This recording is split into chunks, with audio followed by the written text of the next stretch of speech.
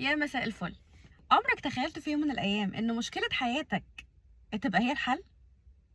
فزورة؟ لأ، اللي هي مش فزورة، هي قصتي. هاحكيها لكم النهارده بكل الحب. للي ما يعرفنيش واللي بيشوفني لأول مرة، أنا اسمي سوزان محمد سعيد، خريجة هندسة عين شمس، قسم مدني أشغال عامة، دفعة يونيو 2002. كل المعلومات معاكم. الهندسة ما كانتش حلمي خالص، بس كملت. بعدها اشتغلت في الحكومة. يعني من أول ما اشتغلت ابتديت إن أنا أفكر، طب يعني هل أنا هقضي حياتي بالطريقة دي؟ أكيد لأ. قلت أكيد أنا سنة ولا اتنين هتجوز وأخلف عيل ورا التاني، فهاخد أجازات، فالدنيا هتمشي، يعني هفصل، مش هفضل موجودة في نفس المكان. لكن الحقيقة إن الكلام ده ما حصلش. قُلت طيب يمكن تيجي فرصة شغل أحسن، فأمشي.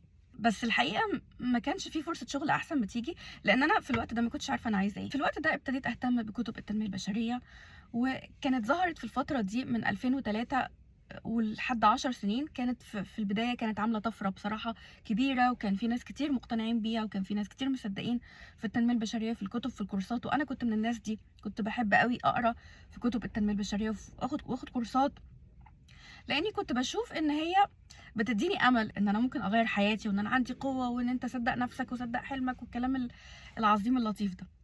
ظهر الحمد لله تأثير كتب التنمية البشرية عليَّ، وقررت في 2015 إني آخد أجازة من الشغل علشان هاشتغل في أي حاجة وفي كل حاجة، علشان أكتشف نَفْسي وعشان أشوف أنا أقدر أعمل إيه. رُحت اشتغلت في الفترة دي في كل حاجة، اشتغلت في المبيعات، العلاقات العامة، اشتغلت في الحملات الانتخابية، اشتغلت في الصحافة، اشتغلت في الإذاعة. بس أكتر مجال أنا لقيت فيه نفسي وحسيت إن هو قريب مني ومن إمكانياتي هو مجال الإذاعة. فقُلت خلاص توكلنا على الله، أنا كده إيه، هاشتغل في مجال الإذاعة. الأجازة اللي أنا كنت واخداها كانت 3 سنين، 2015 تخلص في 2018. المفروض إني كنت في 2018 يا أرجع شغلي يا إما إن أنا أتفصل. وفي الوقت ده كان عندي طبعًا التزامات مادية، فكان لازم أرجع. رجعت. كان الخطة اللي أنا كنت راسماها في دماغي إن أنا أوكي، أنا هاكمّل في شغلي عادي، وهاعمل قناة على اليوتيوب بحيث إن أنا أنشر عليها الشغل بتاعي وأتدرّب، بحيث إن أنا أبتدي أبقى محضّرة نفسي أو مجهّزة نفسي لأي قناة فضائية عايزة تشغّلني. هابقى طول الوقت باتدرّب وطول الوقت باشتغل، فتبقى فترة شغل الحكومة ما تأثّرش على مهاراتي كمذيعة. وده كان بناءً على نصيحة أصحابي اللي شغالين في مجال الإعلام. قالوا لي مش هينفع إنِّك تشتغلي إلا لو كان عندِك ميزة نوعية عن باقي الناس اللي موجودين على الساحة، لإنه العدد بقى كبير جدًا، جدًا، والطلب على الوظيفة أو الطلب على مهنة المذيعة أكتر بكتير من الفُرَص المتاحة اللي موجودة في القنوات الفضائية. كنت باقدّم المحتوى متنوع، يعني ما بين تطوير الذات، ممكن يبقى محتوى ديني في رمضان، ممكن أتكلم على السياسة، ممكن أتكلم على الترندات، ممكن أتكلم على مواضيع اجتماعية، خبر أناقشه. يعني كان الموضوع متنوع وما كانش في خط واضح. سمك لبن تمر هندي. بعد ما رجعت شغلي في الحكومة، الشغل بقى ضاغط جدًا عليَّ، بقى في ضغط وتوتر عصبي، والجو نفسه ما بقاش مريح. للأسف توقّفت عن إن أنا أنزّل فيديوهات في القناة، طبعًا مع مشاكل أخرى طبعًا، ما أنا حياتي مش شغل وبس، عندي مشاكل اجتماعية، عندي مشاكل أسرية، عندي مشاكلي أنا الشخصية، وعندي مشاكل عاطفية.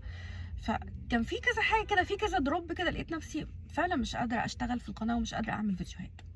في الفترة دي طبعًا أنا عِشت في أسوأ فترات حياتي، وأسوأ فترة لإني كمان ما كنتش عارفة أطلع من ده إزاي. يعني أنا كنت في الأول لمّا كنت ألاقي نفسي مثلًا متأزمة أو عندي مشكلة كنت أقرا علشان أطلع من المشكلة دي، كان عندي أمل إن أنا هاطلع منها في يوم من الأيام. لأ، في الفترة دي أنا جالي حالة اكتئاب شديدة جدًا، لدرجة إن أنا حتى ما بقيتش باقرأ في كتب التنمية البشرية اللي أنا كنت دايمًا طول الوقت أحب أقرا فيها علشان أحل المشكلة. بقى عندي قناعة إنه خلاص أنا وقعت في حفرة ومش هاعرف أطلع منها. سألت نفسي، قُلت أنا فعلًا قاعدة في المكان ده 17 سنة. هل أنا راضية عن نفسي؟ هل أنا راضية عن اللي أنا وصلت له؟ هل الشخصية اللي أنا عليها النهارده دي هي النسخة الأفضل مني؟ أنا عايزة أكمّل كده. لو أنا عايزة أكمّل كده، لو أنا راضية عن نفسي، لو أنا راضية عن شخصيتي، لو راضية عن المهارات اللي عندي، أكمّل بقى ال16 أو ال17 سنة الجايين. لكن لو أنا مش راضية، يبقى المفروض إن أنا أغيّر، ده المنطقي. في اللحظة دي طبعًا ربنا ألهمني إن أنا أستقيل. قُلت ما فيش حل تاني، لإنه كنت دايمًا باخد أجازة وأنا خايفة إن أنا أرجع المكان تاني. فللأسف القلق والتوتر اللي كنت باحس بيه كان دايمًا بيخلّيني أرجع. عملت بعد كده دبلومتين في الاتصال السياسي وفي الإعلام الرقمي، والحمد لله نجحت فيهم بتفوق، وابتديت برضه عايزة أشتغل في القناة. بس لان انا برضو كنت ما عنديش الجرأة ان انا اكون كونتنت كرييتور بنفسي، لان انا طول عمري موظفة حكومة. ففكرة ان انا انتقل من موظفة حكومة لفريلانسر، النقلة دي كانت بالنسبة لي صعبة. فقلت يعني طب نخلينا في حاجة كده يعني ميد واي ما بين الاتنين، يعني ما بين موظفة الحكومة وما بين الفريلانسر. طب اشتغلي في حاجة كده ايه تكون فيها قدر من الحرية، وفي نفس الوقت تكوني برضو في كيان برضو ساندك، تبقى الموضوع لطيف شوية. بعد كده نحاول ان احنا نبقى ايه، نخش على منطقة او نخش على مرحلة الفريلانسر. في الفترة دي طبعا انا فكرت ان انا اشتغل في الصحافة، وبشكر صاحبتي اللي اتعرفت عليها في دبلومة الاعلام الرقمي الصحفية داليا الشافعي، صحفية جميلة شاطرة وموهوبة في مجلة أسرتي. عرفتني على صاحبتها الموهوبة والجميلة والجدعة والشاطرة هديل هلال، الصحفية في قسم التوك شو، وهي بدورها عرفتني على أستاذ كريم البكري، رئيس قسم التوك شو في جريدة الشروق. والحقيقة إن الراجل ده بجد من أكتر الناس الداعمين اللي أنا قابلتهم في حياتي على الإطلاق، حقيقي بجد في كل المجالات. يعني أنا اشتغلت من الهندسة لغاية اللحظة دي، الراجل ده حقيقي من أكتر الناس الداعمين اللي أنا قابلتهم في حياتي. إنسان خلوق جدا ومهذب، ما بيخلش عليا لا بوقته ولا بمعلوماته ولا بمجهوده. وكمان بعد ما خلصت التدريب في قسم التوك شو القسم بتاعه، رشحني كمان لقسم كتابة المحتوى، وبرضه أنا ممتنة جدا جدا جدا. الرحلة دي رحلتي في التدريب في قسم كتابة المحتوى، وفي الوقت ده بقى بينزل لي مقالات او بينزل لي تقارير باسمي في جريدة الشروق، ودي حاجة الحقيقة يعني انا ممتنة جدا جدا لجريدة الشروق انها حصلت، وبحمد طبعا ربنا عليها. وبشكر استاذ احمد عبد الحليم طبعا رئيس القسم، لانه كان من الناس الداعمين المحترمين جدا اللي انا قابلتهم. وبشكر استاذه شيماء فاروق برضو صحفيه شاطره وجدعه وموهوبه، برضو كانت من الناس الخدومه الداعمه جدا ليا. استاذ ادهم السيد برضو من الناس الجميله الشاطرين المثقفين الموهوبين، اللي برضو كان جدع وداعم. استاذ محمد حسين، وزمايلي بقى اللي كانوا معايا في التدريب طبعا بشكرهم جدا، استاذه سلمى مراد واستاذه رنا عادل، وان شاء الله هيكونوا صحفيات شاطرين وموهوبين، وهيكون ليهم شأن كبير في الصحافة بإذن الله.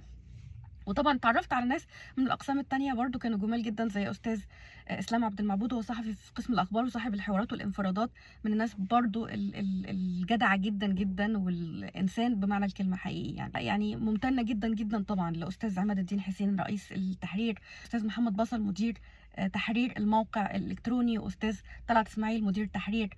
الحقيقه الحظ ما اسعدنيش ان انا اتكلم معاهم بشكل كبير، لكن في الفترات البسيطه او في الاوقات البسيطه اللي كنت بتكلم فيها معاهم انا كنت حقيقي بستفيد على المستوى الشخصي والانساني منهم حقيقي. يعني ممتنه جدا لكل شروقي وكل شروقيه بامانه. يعني جريده الشروق من اكتر التجارب اللي انا فعلا سعيده ان انا عملتها. حصلت مشكله صحيه لماما واعتذرت عن التدريب، وفي الوقت ده ابتديت ان انا اسال نفسي، هل انا عايزه اكمل في الصحافه؟ هل الصحافه هي شغفي؟ وكانت طبعا الاجابه فورا انه لا، انا في النهايه شغفي ان انا اكون مذيعه، ان انا اتكلم. دي الحاجه اللي انا بحب اعملها طول الوقت. رجعت افكر تاني في موضوع القناه، كان دايما علامه الاستفهام بقى، يا ترى ايه نوع المحتوى اللي هحطه في القناه؟ لا انا شخص عنده خبره في مجال معين فيقدر انه ينقل الخبره دي للناس المهتمين بيها، ولا انا فلوجر بيسافر وبيجرب حاجات جديده وبيعمل شوبينج، فالناس برضو هتتابعه علشان تجرب حاجات جديده او عشان تشوف حاجات مختلفه عن اللي بتشوفها في حياتها. لا انا ده ولا انا ده. طب انا مين؟ انا ايه؟ انا اقدر اعمل ايه؟ ايه اللي انا بعمله طول الوقت؟ في اللحظه دي زي ما يكون ربنا الهمني، فكرت انه طب ما انت طول الوقت لما بيكون عندك مشكله في حياتك ايا كان نوع المشكله، انت بتجيبي كتب علم نفس او تنميه بشريه وتقريها وتبتدي تعملي جورنالينج او تبتدي تعملي تدوين وتحللي وتفكري وتشوفي المشكله دي حلها ايه. طب انا هتطور ازاي؟ طب ما يمكن ده شغفك. انا في اللحظه دي حسيت انه الله، في حاجه نورت. معقول يعني الحاجه اللي انا بعملها وانا متضرره، بعملها وانا متضايقه، بعملها وانا زعلانه، هي دي شغفي، هي دي دوري، هي رسالتي في الحياه. انا جالي ايرور. بس انا الفكره ان انا دايما بعمل الحاجه دي وانا متضايقه، وانا حاسه ان انا عايزه بقى يعني عايزه اصلح بقى الدنيا بقى، عايزه اصلح المشاكل اللي عندي، سواء كانت مشاكل نفسيه او مشاكل شخصيه او مشاكل في العلاقات، مشاكل عاطفيه. عايزه اصلح من نفسي علشان اعرف ان انا اعيش الحياه اللي كل الناس عايشاها، بدل ما انا مش عارفه اتحرك. انا كنت طول الوقت عندي الاحساس ده، احساس ان انا موجوعه، ان انا بعمل تاسك، ان انا بعمل مهمه، ان دي مشكله وانا بحلها. لكن ما كنتش متخيله ان المشكله دي ممكن تبقى هي الحل لكل مشاكلي. اللي هو طب تمام، ما تعملي محتوى عن المشاكل اللي انت قابلتيها في حياتك، واللي انت اتغلبتي عليها بالقرايه او بالجورنالينج، وطلعتي منها بدروس معينه. ما جايز في ناس كتير تكون واقعه في نفس المطب ده، تكون واقعه في نفس المشكله دي وتهتم، والمحتوى ده يعجبها، المحتوى ده يلمسها، يفيدها. يبقى احنا ضربنا عصفورين بحجر، فدنا الناس، وفي نفس الوقت انا كمان تحررت من احساس الخزي واحساس الضيق ان انا بعمل حاجه مضايقاني. لا، هي مش حاجه تضايق، دي رسالتك في الحياه. انه انا يمكن شخص حساس، من شخص بيتاثر، يمكن ربنا حطني في كل الاختبارات دي علشان يكون ليا دور بعد كده مع الناس. حقيقي لما فكرت بالطريقه دي حسيت فعلا ان المعاناه ليها معنى، انه كان في معنى ان انت تفضل تعاني السنين دي كلها، ان ربنا بيقولك الوجع ده هو اللي هيكون فيه نجاتك. المحنه اللي انت فيها دي هي المنحه، المشكله اللي انت واقع فيها دي هي الحل. وقررت ان انا هعمل السلسله الجديده وهسميها بنفهم سوا. بنفهم سوا مشاكلنا، بنفهم سوا انفعالاتنا، بنفهم سوا سلوكياتنا، بنفهم سوا ليه احنا مش فرحانين، ليه احنا مش مبسوطين، ليه احنا متعثرين في الحياه. بنفهم نفسنا، بنفهم العالم اللي حوالينا، بنفهم العلاقات. لو انت بتحب المحتوى اللي من النوع ده، المحتوى اللي فيه تحليل للشخصيات، تحليل للنفس، المحتوى اللي بنغوص فيه في اعماق نفسنا وبنفهم نفسنا وبنفهم العالم اللي حوالينا، المحتوى اللي احنا عايزين نطور فيه نفسنا ونطور فيه علاقتنا بالاخرين، علاقتنا بالعالم كله. لو انت بتحب النوع ده من المحتوى فانت في المكان الصح. هل المحتوى هيكمل بالطريقه دي؟ ممكن المحتوى يكمل بالطريقه دي، وممكن بعد كده نناقش برضو احداث سياسيه، نناقش اخبار، بس من زاويه تاثيرها علينا احنا كبني ادمين. نفهم العالم بقى، نبقى فهمنا نفسنا فنفهم العالم. اتمنى ان القصه دي تكون الهمتكم، وتكون نورت اي لمبه عند اي حد انه الحياه ممكن تكون فيها احباطات، وممكن تكون فيها مشاكل، وممكن تكون فيها ابتلاءات، لكن سبحان الله ممكن لو فكرت جوه الابتلاء بتاعك وجوه المشكله اللي انت واقع فيها دي تلاقي الحل، وتلاقي الرحمه، وتلاقي النور اللي ممكن ينور لك الطريق بتاعك. الفيديو الجاي هيكون في رمضان. كل سنه وانتم طيبين ورمضان كريم، ويعود عليكم الايام بخير يا رب. وما تنسوش تعملوا لايك وشير وسبسكرايب. وتحياتي سوزان محمد سعيد.